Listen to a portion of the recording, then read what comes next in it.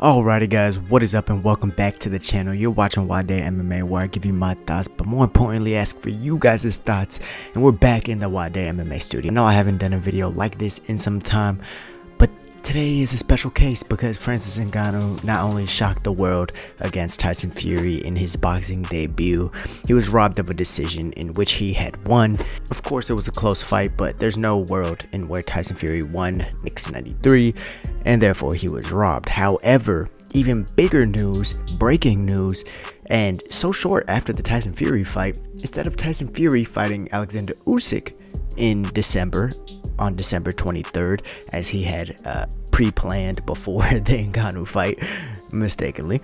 Instead, it'll be Francis Ngannou fighting again in Saudi Arabia against Derek Chisora. Now, a lot of people have a lot of different thoughts about this. I will share with you my thoughts, but be sure to share your thoughts with me in the comment section down below.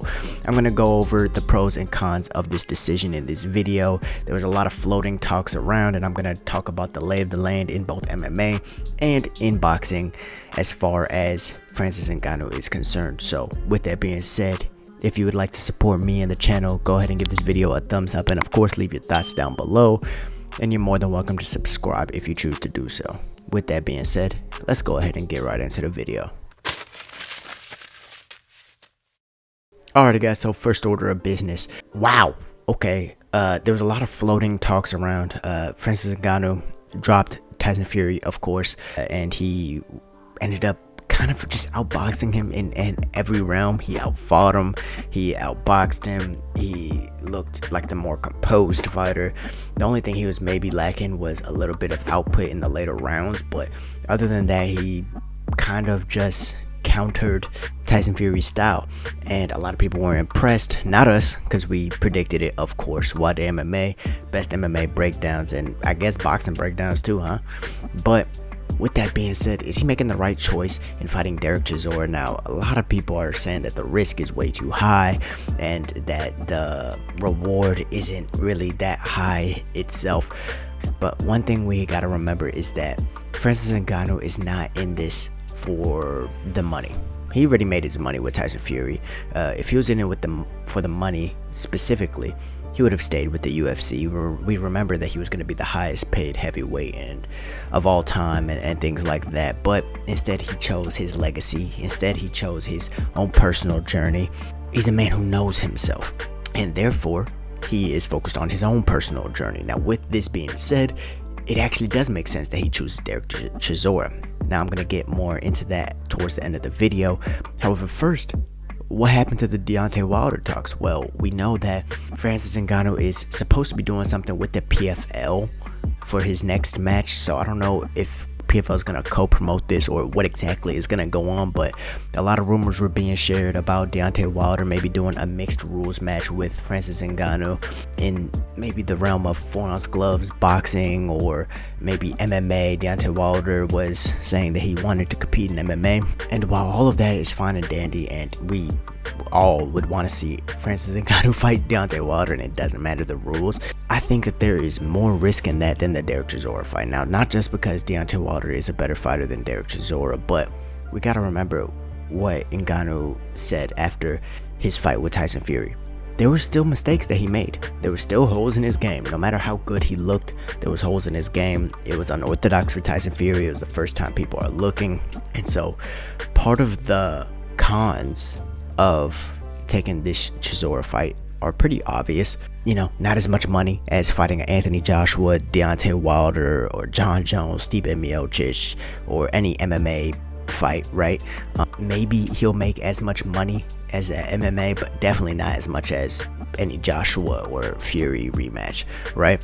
Also, Derek Chisora is a boxer at a high level, right? He likes to make things dirty. He gets in there, he has a little bit of power. He's not one of these boxing giants that leave their hands down, but he's gonna make it muddy water. He's gonna force Francis Ngannou to actually be the better boxer rather than making it a fight like he did with Tyson Fury, who was supposed to be the better boxer, right? So these are some of the cons going into this match, and it's like if he looks bad against Chisora, his stock goes down. I mean, there's not much that he could do to Chisora other than just knock him out and outclass him. that would make him look better than he just looked against Tyson Fury, right? So in some people's eyes, he has to have a spectacular performance in his second boxing match ever against one of the top boxers who doesn't have that big of a name. So these are the cons that are surrounding this decision. However, as far as his personal growth, as we mentioned before, that kind of leans into the pros of this fight, because against Tyson Fury, he mentioned that while he had his check hook there and he was landing it pretty much every time against Tyson Fury, he felt like his jab needs a lot of work and that it could have gotten better and it didn't get to where he wanted it to get to before he had the fight with Tyson Fury, and that there's certain things that they're looking on eliminating the mistakes from in Francis Ngannou's boxing style that they were already working on in the camp. So this is just when you're having these fights, right? You're trying to build upon your style, right? And the more mistakes you can eliminate before you get to the top, the better and the longer reign you're gonna have at the top.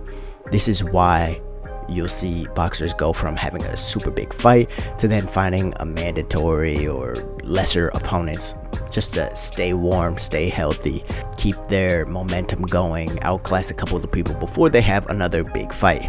So this is the same thing, other than the fact that Francis Ngannou isn't actually a boxer. Well, he is. He's the baddest man on the planet, both in MMA and boxing. But what it also does, and this leans more into the cons, is it gives people more film on him. Guys like Anthony Joshua, who have great coaches behind them, who are going to try and pick apart Francis Ngannou. The element of surprise was a big deal in this Fury fight. Nobody knew how he was going to come out. It surprised everybody. And the more film people have on him, the more people will be able to break down his style, and the more holes they'll be able to exploit in the experience of Francis Ngannou in boxing. So guys, let me know your thoughts about this. This is breaking news. Francis Ngannou versus Derek Chisora. Is he going to fight in the PFL? Is the PFL going to promote it? Or what is going on exactly with the PFL? Or are they just open to letting Francis do this because he has to come back and fight in MMA anyways? Or can Francis Ngannou just retire, but then he doesn't get any of the money from the PFL that they already organized and things like that? But there's a lot of different things we're juggling here. Am I right? So Francis Ngannou, it looks like his next fight will be in boxing. Some people are questioning if he'll ever even come back to MMA, or if there's anyone for him. I know I want to see John Jones. I would like to see the Stipe trilogy. I would like to see maybe even the winner of the heavyweight bracket in the PFL. Those are all interesting fights for me in MMA, along with Deontay Wilder, the mixed rules fight. That'd be pretty cool to see as well. What do you guys think? What are your thoughts on this? Leave a comment down below. Don't forget to like and subscribe, and I'll see you guys in the next one. Peace out.